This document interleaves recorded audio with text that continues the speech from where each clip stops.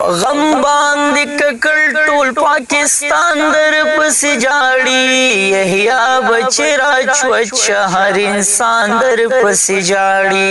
یحیی بچی راچوچ هر انسان در پسې جاړي محفل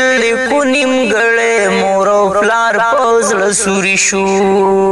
محفل کو نیمګړې مور او پلار پوزړه سوري شو وړه خور غریب نیولې اورور جان در پسې جاړي وړه خور غریب نیولې اورور جان در پسې جاړي یحیی بچی راوچچ هر انسان در پسې جاړي ماشوما خلق قسم دې خو الفاظ دې ډېر درانو ماشوما خلق قسم دې خو الفاظ دې ډېر درانو بابا خواله راکوز شدا تازان در پسې جاړي بابا خواله راکوز شدا تازان در پسې جاړي یحیی بچی راوچچ هر انسان در پسې جاړي یحیی بچی راوچچ هر انسان در پسې جاړي تلاندې ولس باندې جړاګانې وي غوغاوا تلاندې ولس باندې جړاګانې وي غوغاوا او افسوس چې دې لیدلې وې جهان در پسې جاړي افسوس چې دې لیدلې وې جهان در پسې جاړي یحیی بچی راوچچ هر انسان در پسې جاړي دوه ورځې او دوه شپې دې په تور تم کې شولې تېرې دوه ورځې او دوه شپې دې په تور تم کې شولې تېرې چې غېږ کې یې نیولې وې زندان در پسې جاړي چې غېږ کې یې نیولې وې زندان در پسې جاړي یحیی بچی راوچچ هر انسان در پسې جاړي یحیی بچی راوچچ هر انسان در پسې جاړي نوی دا د سپرلی هوا خزان کې شو بدلا نوی دا د سپرلی هوا خزان کې شو بدلا ګلونو رنگ بدل کو ګلستان در پسې جاړي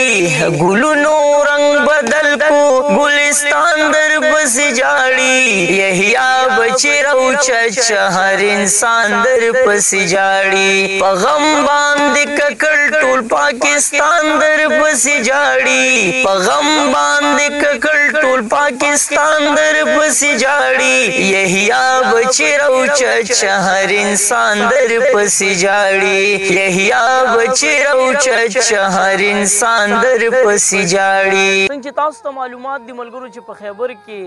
د ګل غوندې ماشوم په کوی کې پروت دی ضمیر خان ضمیر صاحب یو کوشش وکړو او الله جل شانه په هغه کوشش کې برکت واچو هغه اپیل کړی دی د ټولو مسلمانانو نه د دعاګانو په دعا کې ډېر زیات برکت وي ملګرو که دغه یحیی ماشوم بچی اوس د دغه کوی نه راوچت شي او هغه مور او پلار یې دیدن وکړي او په خپلو لاسو باندې قبرستان ته ویسي نو دا د دغه مور او د پلار دعا وه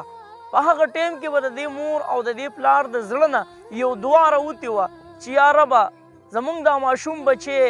په خپلو قدرتونو باندې راوچت کړي نو د هغه مور او د هغه پلار هغه دعا قبوله شوه او ضمیر خان ضمیر صاحب الله جل شانه د هغې ذریعه وګرځوله او ضمیر خان ضمیر صاحب وویله چې زه دغه خپله ګرده خپل کور او دغه ماشوم د دغه کوی نه راوباسمه بیا پښتانه را یو شو او ضمیر خان ضمیر ته لاس ورکو ورته وویل چې مه خو کور خرڅوه مه ګرده خرڅوه موږ در سره ولاړ یو دغه ماشوم به الله جل شانه په خپلو قدرتونو باندې راوباسي الله جل شانه دې ضمیر خان ضمیر صاحب له همت ورکي